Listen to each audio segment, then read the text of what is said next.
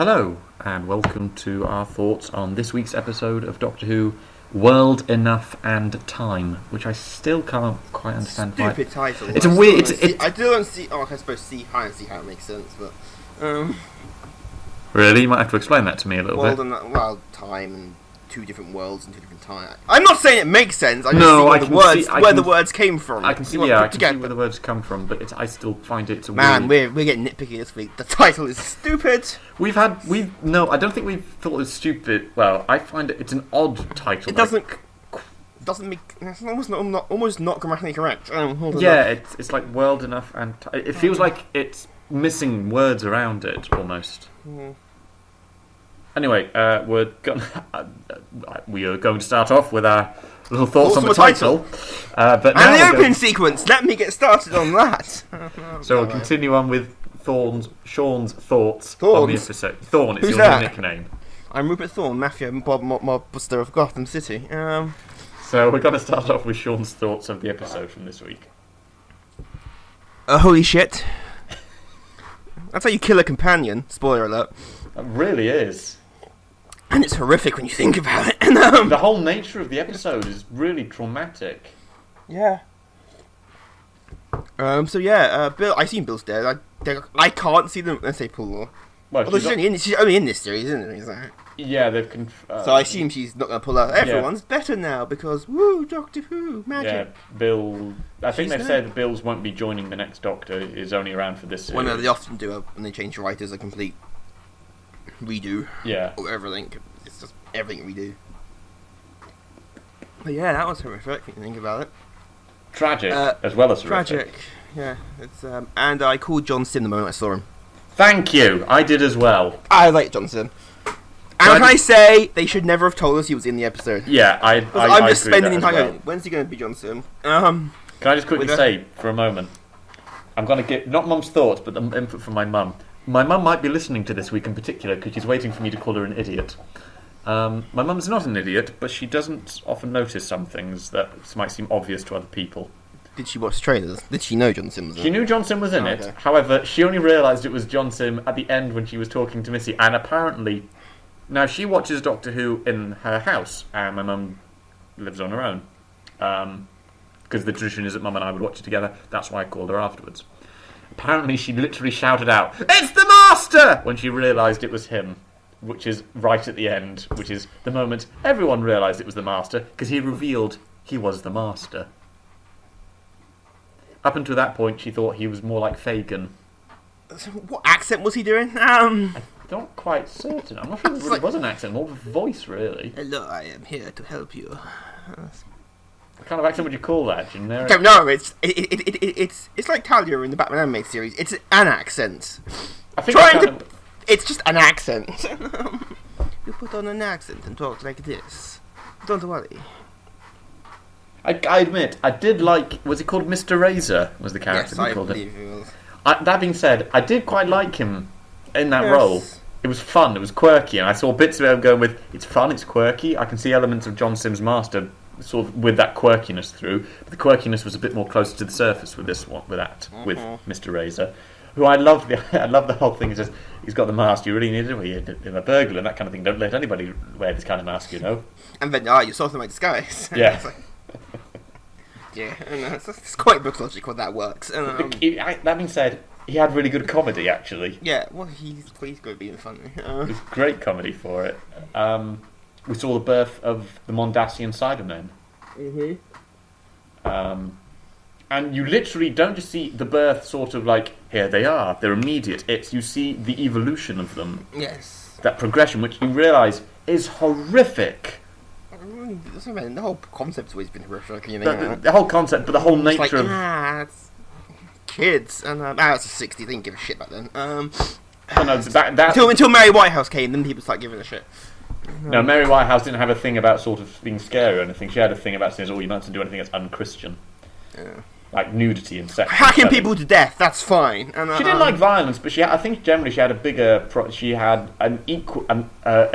Mary Whitehouse's sort of big campaign thing wasn't just sort of violence, it was violence, sex, all these things. That we actually become a lot synonymous in terms of mainstream culture with late 70s, going through to the 80s, and of course is now available on tap here in the 2010s. If you want success, you've got to make it violent and sexy. But no, the whole evolution... You've got to keep the audience, otherwise they start drooling slightly if you don't have boobs every 10 minutes. HBO has mastered that craft of keeping that audience interested. That they have. It is literally the point. Back to Doctor Who with the Cybermen, though. Doctor Who needs more boobs, is what we're saying. No. God, no. Everyone. What I really liked about this episode was it felt like it was really pulling on the original sort of scary. Well, yeah, it was quite incredibly creepy and unsettling and horrible. Which is what I like, because that's the thing with the Cybermen. The Cybermen aren't sort of immediate, there's a danger. It's more of an insidious creepiness when you realise what their origins and everything. The whole nature of the cloth faces is scary enough, but the whole thing is that scene where the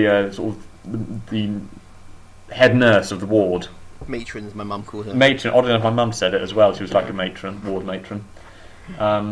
We'll get to her in a moment, though. When she came in, she realised, what's the problem? Susan Payne says, I know how to solve that. She just turns the speaker off. NHS healthcare at work there. That's horrible. It's awful. And the other one was saying, she turned off the one that was going, pain, pain, pain. And the other one was saying, kill me. Oh. That's really unsettling. It's more than unsettling. I don't know. Surprisingly dark for Doctor Who. Really was. Like, Stephen, Jesus. I know you're leaving, but Jesus. And makes you realise the whole nature of sort of the Cybermen is dark.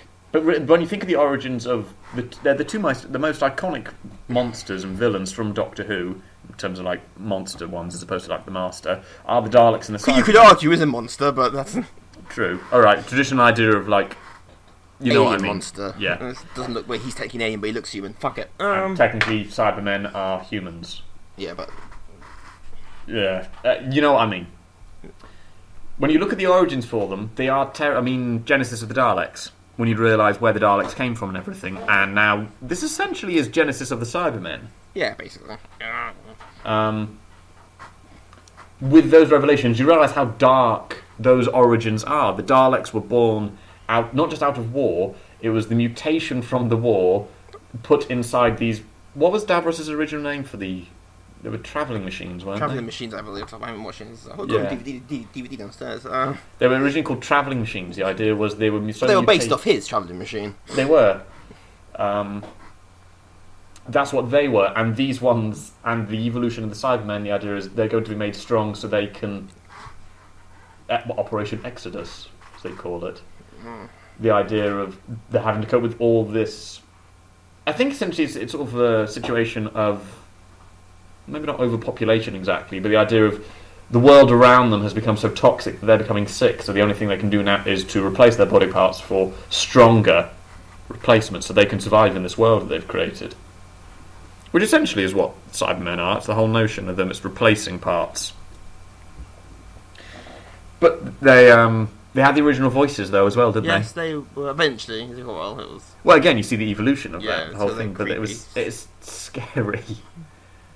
They really are, actually, you realise that. And as soon as I've got to say, the opening sequence with Bill getting shot. Yeah, that's like, okay. Yeah. That was like, wow, okay. Didn't expect that. And then the heart thing, as soon as you got the heart thing on, I realised she's going to become upgraded. I'm sure she is now, because she's got the big... box. It's the big box. You realise it's a heart. My goodness. God, I really liked the episode. It was very good. When you realise ruined by all the marketing, because if they hadn't revealed the ending would have had way more impact if you did not know John Sim was back. Yeah, I'll admit if they and you probably wouldn't realise it was him because you wouldn't be looking for it. You may, but it's John Sim. Or you might go, he's very like John Sim. I can't be. He's the master. No. But yeah, if they hadn't revealed it, it would have had a bigger impact.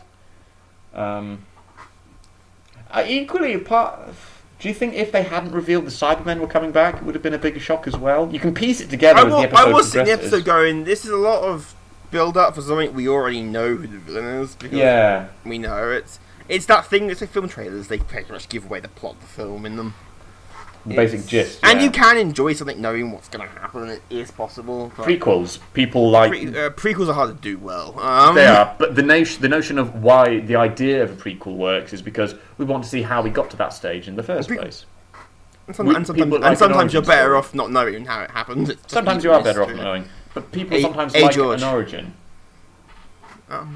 It's why origin stories, they've become so overdone now, which is why they've gone by the wayside. They're overdone when they give Superman, Batman, or Spider-Man one. Like, you don't need to give them an origin story. Everyone knows it. Some of the more obscure heroes, but yeah, fine, give them an... They've had a film before. Fine, they can get an origin story, because, the mass public won't know where Iron Man comes from, or even Captain America, I think, is... People know bits of it, but not exactly. They do, That's why I don't like origin stories usually. Very annoying me. It depends. Really. And there's only two different types of origin stories. Yeah, it's also true. It's just we all know where this is going. Let's wrap it up and do something more interesting. But I quite like this one because it had that clinical. I was saying to my mum, the feel of the hospital was actually very much very 70s. I was going to say 60s a bit more. Somewhere it was very old-fashioned. Yeah, it was old-fashioned, and it kind of was that feel of this is a place where you go. You're right. If it was 70s, there'd be sex in the window everywhere. So all hospitals run in the 70s. I've seen Mitchell and Webb. I know how carry on films. Yeah. No, but the whole feel of the kind of thing of this is a place where you go to get better physically. It's not there for your emotional or mental well-being. Get upgraded. You're there to get fixed, literally. You're there for physical repairs. And the whole notion... But to be fair, as I was saying to my mum about it, she was saying about... I don't think operating theatres are much different now compared with then in terms of the feel of it. I don't think... Because hospitals... Well, I have been in one, but I was out. No, I was in an operating theatre. I wouldn't imagine you go into an operating theatre and think, I feel really at peace. Yeah, I feel really calm. Unless you're the surgeon, in which case you should be kind of relaxed. Yeah. You don't have what they have. You don't have what they have in America, where you can watch the operations. Not anyone can watch the operations. Only doctors can. Medical schools, yeah, you can watch.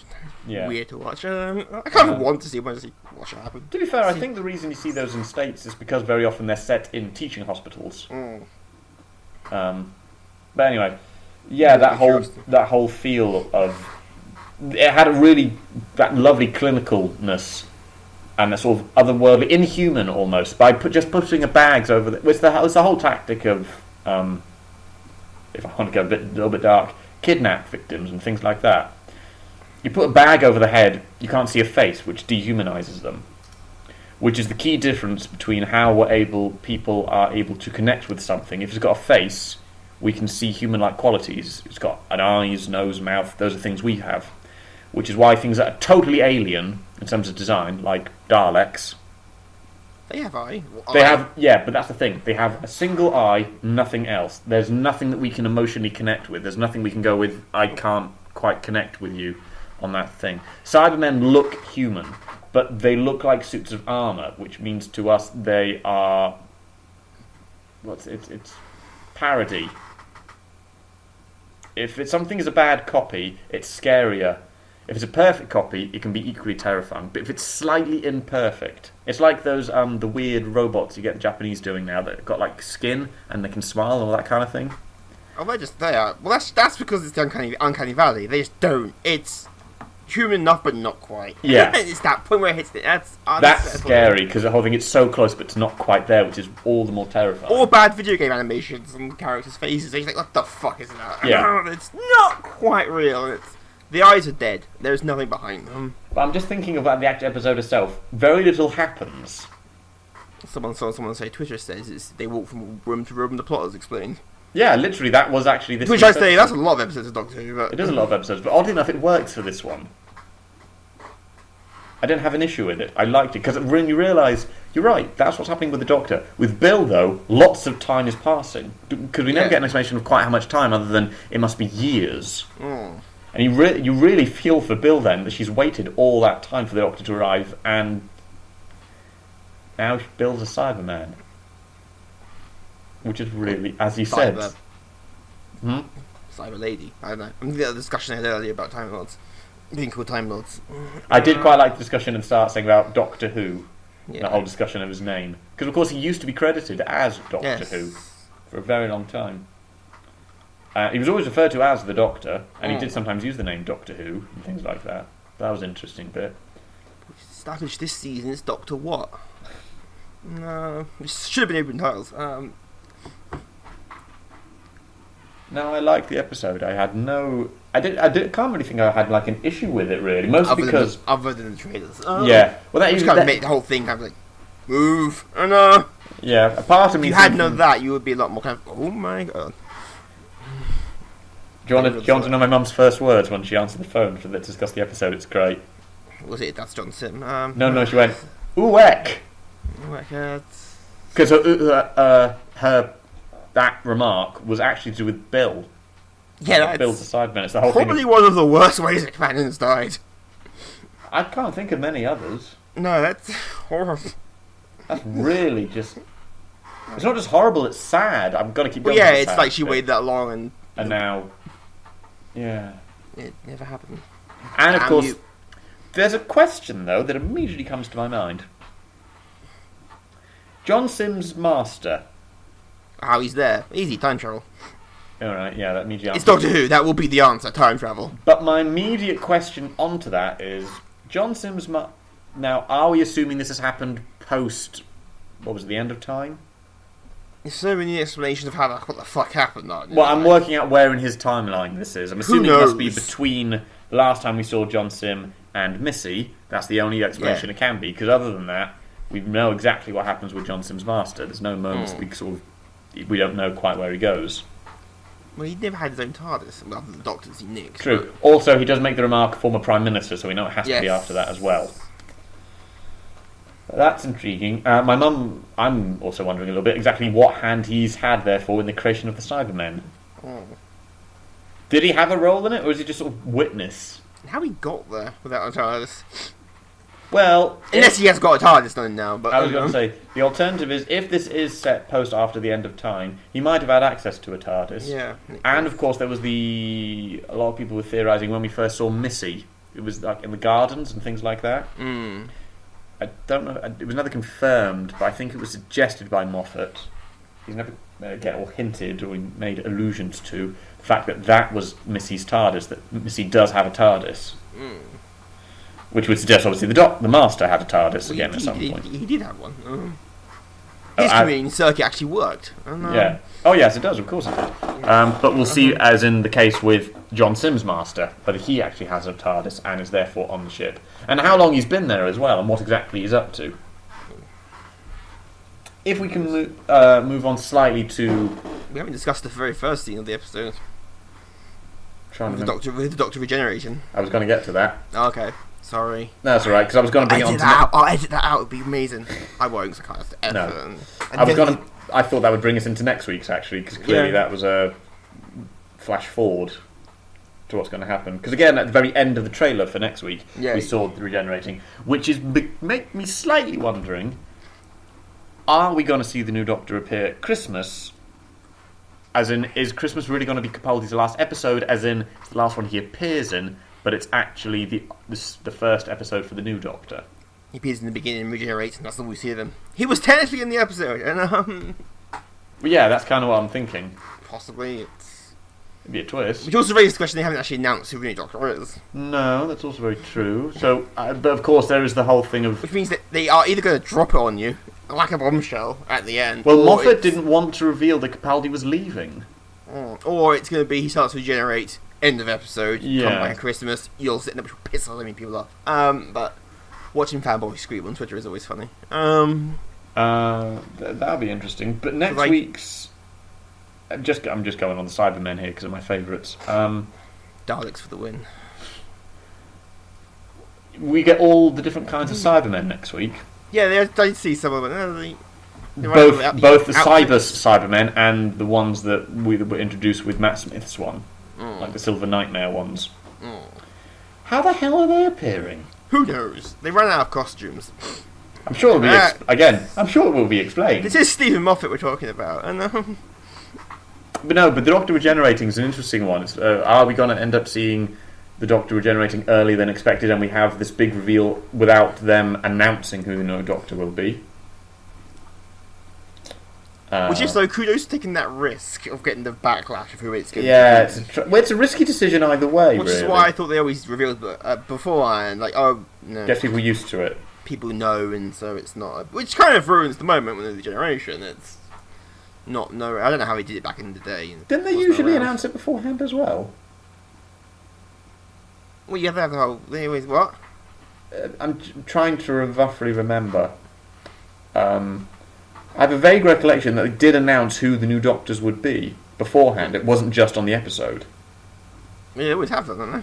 Yeah, they've always announced it beforehand, so it's never been... Whether I don't know about the old series, I don't know, I wasn't around.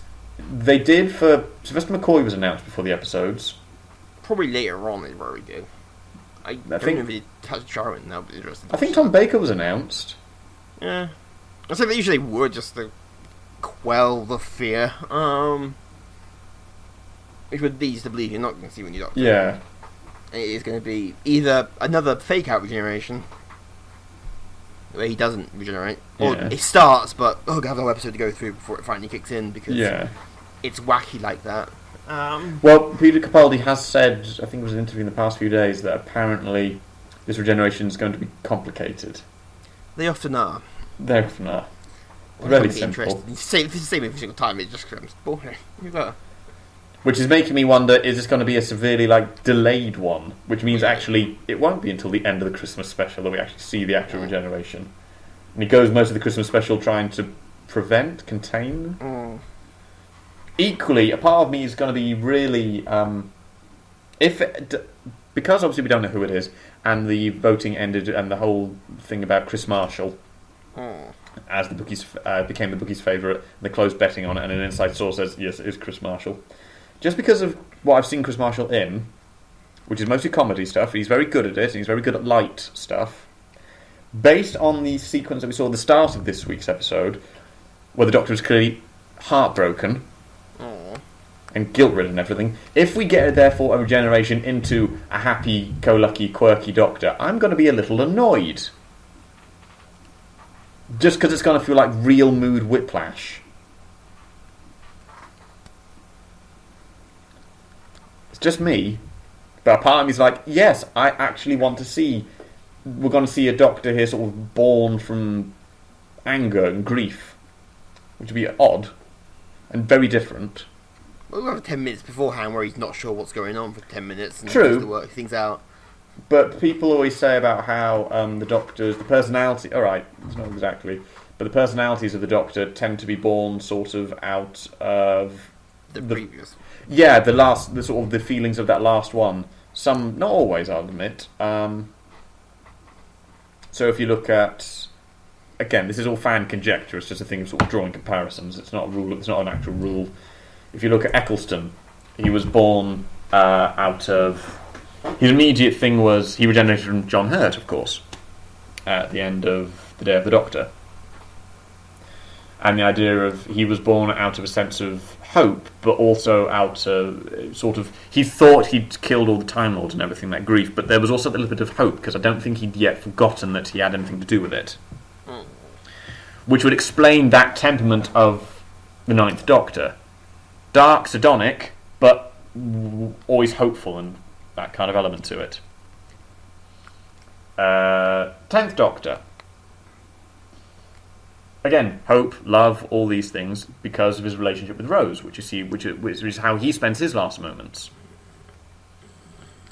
Stop it. I'm not able to draw the comparison quite so well between 10th and 11th regeneration. Probably the most melodramatic regeneration ever. Possibly, but... It's like, just get on with it at this point. 11 wasn't what I'd call terribly melodramatic, though, or anything. Great at making speeches, though. Great at making speeches, but his whole personality in a lot of ways was quirky, more than everything. Although I did see a wonderful thing, I don't know who it was some... What did Matt Smith say in the Day of the Doctor? That he didn't forget, he just moved on. Because that was his last generation. Yeah. The Time Lords, and that was like, fuck it, not have fun, but enjoy yourself. Be more childlike. Yeah. After all the stuff with Rose, the Time Lord, everything else, your last, moments, to enjoy it. And someone said as well, it's someone actually did a comparison between 11 and 9 and 11 in terms of personality, because they seem like the polar opposites. The idea that what you got there is 9 is this terrifying figure who has moments of quirkiness, and it's complete opposite with 11. Someone's saying, no, it's the other way around. What you get there is 9 doesn't want to kill. You have that in a scene at the end, the parting of the ways, where he refuses to kill the Daleks. He's a coward every time. What you got there is, I think it was like they used the example of like a kitten in a leather jacket, or some, I can't remember the exact analogy they used. But the explanation that he doesn't want to do anything. He is happy-go-lucky, but he's got this overwhelming grief about him. Compared with 11, who, when we see him get angry, it's terrifying. He's got this real dark edge hidden beneath this mask as a playful joker, which makes you realise, well, that's what they are then. What you've got the opposites there is you've got 9, who appears very scary, but is actually scared and very happy. And then you get 11, who appears quirky, jokey, childlike, almost. Well, it's like Troughton. Troughton was like that as well. Yeah. He was... In fact, he intentionally played himself as silly to trick people. Yeah. He's just a buffoon, but... It could get quite dark, wasn't it? He really could. 11 had a darker edge, I think. When he had those moments of darker edge, there was a strong juxtaposition as well. Wasn't it Matt Smith who based his off? He did largely. A lot of it was based on it. You get that with some of the episodes are written around the idea of that as well. He based his largely on that. I'm trying to work out. Given that we're now coming towards the end of Capaldi, we'll probably discuss it again next week. Capaldi has been a fan of Doctor Who since the year dot. Who would you say, if we're doing rough comparisons? Because of course Tennant's big inspiration and his favourite Doctor was 5. 9 wasn't. Eccleston, from what I know, wasn't a major fan of Doctor Who, and I can't really find an exact basis for his. Well, the top 4 things trends on Twitter are all Doctor Who related. Are they? What are they? Doctor Who, Moon Dashing Aside and Men, Moffat, and World Enough in Time. Then Pitch Battle, then Sim, and sorry, John Sim, you didn't quite beat Pitch Battle. It's alright, give it time, it'll catch up. Pitch Battle's on at the minute as well, though. Yeah. I'm trying to work out exactly who sort of a rough comparable would be for Capaldi's Doctor.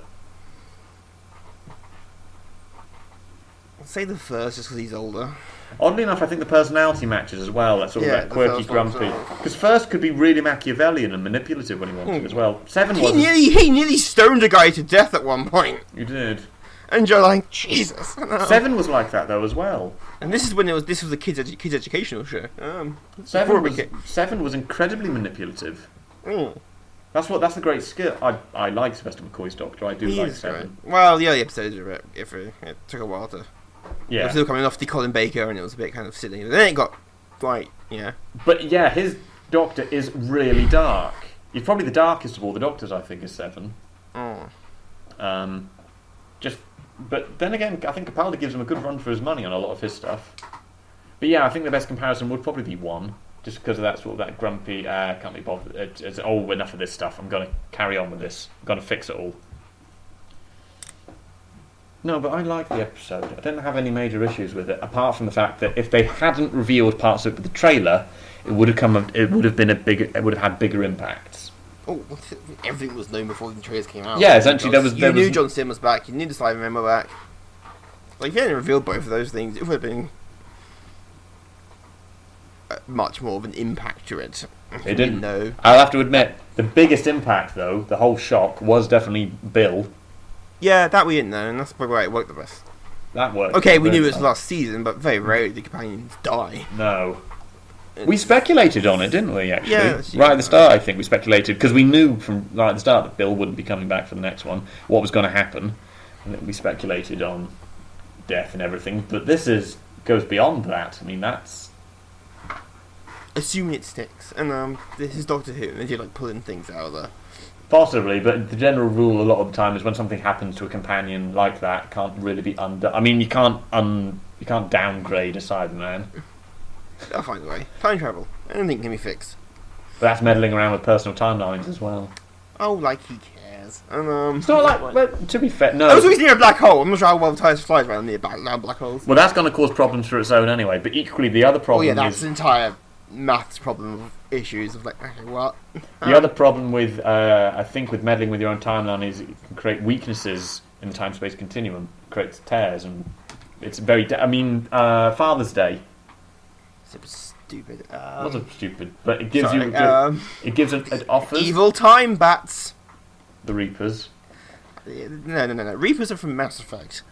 They were evil time bats. They're called the Reapers. I know they are, but they were evil time bats. But the explanation, thwarted by the power of Rick Astley, as we know, who is in that episode. They rickroll in that episode. In that episode, the Doctor does go back to the same place twice, and he even said about how dangerous that is. Well, that's not help by Rose interfering. Once again, improving Rose's moral reliability. True, but nevertheless. But yes, the Doctor even explains this is a really weak point because they're literally both in the same place at the same time. As we know, Doctor Who canon is rigid. It's a strange situation actually because I was thinking about that episode earlier on because I had this again wonderful moment where my mum doesn't quite notice things that other people do. My mum didn't realise that Missy wasn't the Master. So my mum was going about, well, the Master was a child with them as well. With who? The Doctor and Missy. Missy is the Master. And they went back and forth and calling it she and he. I was like, pick one. I don't care which. Pick one. I had to do the whole explanation of the Missy is the Master. Basically, you start with Tumblr, okay, and from there on, they like fucking around with genders and shit because they have nothing better to do at the time. No. Which basically what's going to happen to Missy. She's not coming back either. No, she's announced that, hasn't she? And a part of me, I'm not. The trailer seems to suggest that Missy will side with Doctor again. Now, I'm not sure if I want that to happen. Just because I prefer the antagonistic relationship between the Doctor and the Master rather than their friends.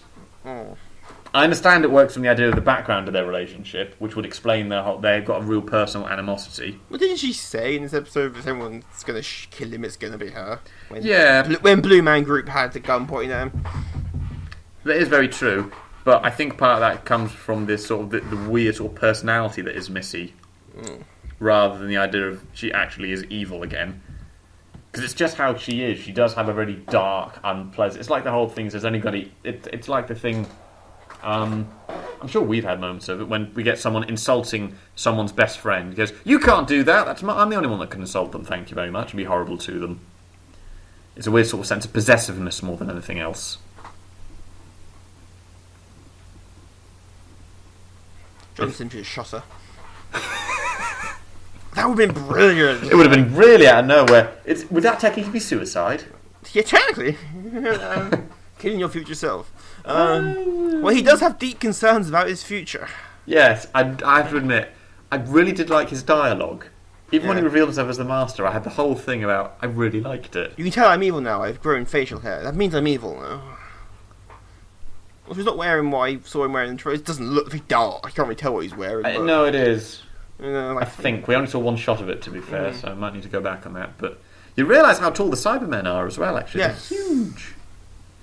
Well, they should be terrifying. Poor Bill. Yeah. I'm sorry, it really is just sad. Now who will cook the chips? That is a tragic way for a companion to go, though. Actually, she cried, which means the Cybermen still have emotions. No, well, she's brand new, and as we know... Although I did notice the eyes didn't have the... What? They have a little teardrop in the corner. Yeah, the tear ducts weren't with them, the original Cybermen. They were introduced with the later one. The idea was they would look like tears. I think the function they came up with sort of in universe for why they have them is for oil. It's oil ducts. For, just like any kind of duct. I think that was the thing. But I've just thought of another companion that we've not thought of. How are they going to leave, actually? Nardole. He's not coming back. Some epic giant explosion, dual-wielding laser guns. But we do know that Nardole is a secret badass. We all do. That bit in the Vatican where he goes super badass. There's nothing secret about it, baby doll. Ah! It's one of my favourite bits. Yeah, but I've just suddenly remembered. He's not coming back for the next series either, I don't think. That's another side, man. More likely, Nardole will be killed or leave. Yeah. Or stay or something. We don't. I've got no How much idea. of a bloodbath is next week going to be? Next week's going to be traumatic.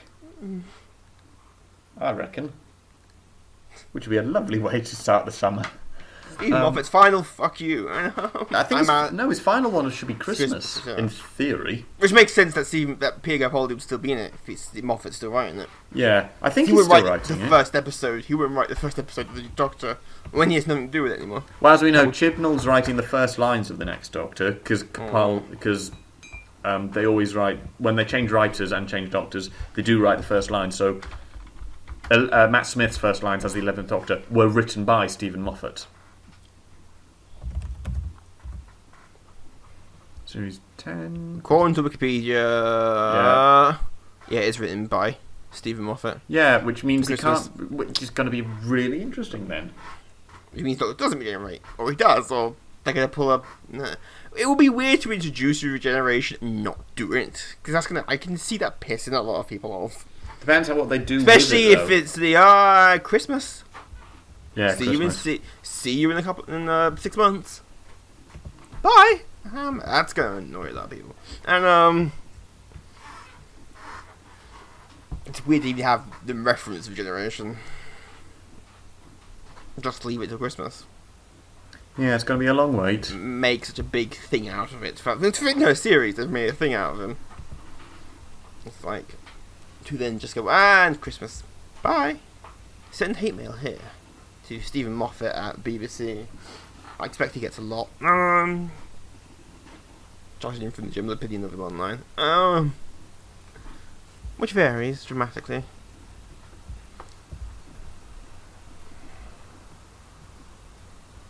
It'd be interesting if it was actually, because the location wherever they seem to end up that the Doctor lands on, it's a frozen wasteland, isn't it? Mm. Like Mondas was, which is where Hartnell regenerated, which would be interesting. And again, I'm just pulling parallels here. No, but next week will be an interesting one, certainly. Can't think of anything else to talk about. No, it's kind of all the stuff that happens. It's all, yeah, that's everything. It's all come out. We've discussed next week with a lot of things blowing up. Like Yeah, there's a lot of explosions next week. DC movie now, where at least 400 things need to blow up, preferably in slow motion. And they're slowly making their way up. Through the evil stuff above. Although he may be bullshitting that. I think it may, possibly, we'll see. Some giant monster out of fucking nowhere. And just okay. It's the Borg. That might actually explain how the Cybermen are changing. Because as of course the whole thing of time is passing by at different rates. What we're seeing as they get nearer nearer to the tops is they're sort of evolving, as it were. When that, since when you see them in the 60s, they're still the old Cybermen. And Yes, but what the hell was that? my brain freezing up. Oh, cool, that made an awesome wavelength from Audacity. No, well, they won't do total redesigns for them circa that. They'll more likely do redesigns based on the ones they've actually already got for Doctor Who, because it saves them having to do lots and lots and lots of more redesigns, make new costumes when they've already got ones in storage. Who knows what will happen if we see this is the birth of the original Cybermen. Yeah, that's another point actually, because in theory the whole point of the Mondasian Cybermen... yes. Sorry, I just had another... Light bulb moment. Well, literally the 10th planet, which is where the Cybermen were introduced and is Mondasian Cybermen, is Mondas returning to Earth. This is a colony ship, which is one of those... That didn't see a black hole coming. No. Well, to be fair, black holes are supposed to be invisible. But that one wasn't though. No, the nature of black holes in science fiction are you need stuff around them because otherwise you can't go. There's a black hole there, you can't see it It's just like because black hole absorbs light. Therefore, Also, you can never see. I a assume black they're not hole. past the event horizon. Otherwise, you can't just reverse out of it. No, well, as we know, they're very near it, and it's slowly reversing away. But the nature of the original Cybermen is they were those who also stayed on Mondas itself. So this isn't the birth of the Cybermen altogether, but it's certainly the birth of the Cybermen on this location. If that makes sense. Convergent evolution, I think, is the term you use with animals to sort of evolve to look identical on completely different locations, and seem to evolve then they're near identical in anatomy and everything, but they're not related. This might be sort of an example of that. Of course, as we know, this is a work of fiction, and writers tend to do things very like this. loose fiction, given Doctor Who's. True. But you know the whole nature of, yes, they come up with this idea and happen to be from Mondas, which is where the original ones who look like this were also. It would actually that would also make sense actually to do with the aesthetic. They come from the same background. So it's cultural designs possibly and things like that. It's like the idea of societies. You can tell something's American, Japanese, etc. just by looking at the design, because you can see it's got features that are resonant with previous ones. The reason these Mondasian Cybermen look like the other Mondasian Cybermen is because both their origins are from Mondas or Mondasian culture. Really likes handlebars. Handlebars are cool, man. That new thing, I have advertised. Handlebars are cool. It's a handlebar. Have a handlebar now. Handlebars are cool. The Doctor becomes a Cyberman. That we know who's coming. I'm not sure how I'd feel about that. It's the moment where they run out of ideas. It's kind of... I like Cybermen. I like the Doctor. I'm not sure I'd want to... And yet this isn't awesome coming together. It's but didn't the Doctor have a Cyberman companion for a while, at least in the comics? I know we had the head in one of the episodes. Handles. Mark Smith had handles. I vaguely recall Paul McGann in some of his graphic novels having a very advanced Cyberman from really far in the future. Mm-hmm. He had one as a companion, I think. I do wish they would get a bit more weird with the companions. They can afford to. They're not from Earth. To be fair, Nardole isn't. Nardole is a robot. That's what I like about Nardole. Despite the fact he looks human, he really is. The old series have it getting really weird with the companions sometimes. Okay. Rather than just someone from Earth who makes chips. Also, did you notice one of the things that Missy called Nardole and Bill? Exposition and comic relief. Yes. Do you call them Thing 1, Thing 2? She said Thing 1 and the other thing. Oh, so Thing 1, Thing 2 is Cat in the Hat, isn't it? She got really... Yeah, it is Cat in the Hat. I think they were referencing it, but she kind of got bored partway through the reference. Exposition, comic relief. And then she said, that's not our roles. I was describing genders. Yes. Which is, I think, all the more unpleasant, really. Yeah. Well, she always was unpleasant. Yeah. Bill knows. Anyway, we're just talking about bits and bobs now, but essentially we're just sort of going over old ground as well. We are. Right, so join us next week for really the end of everything. Of this series of Doctor Who with The Doctor Falls.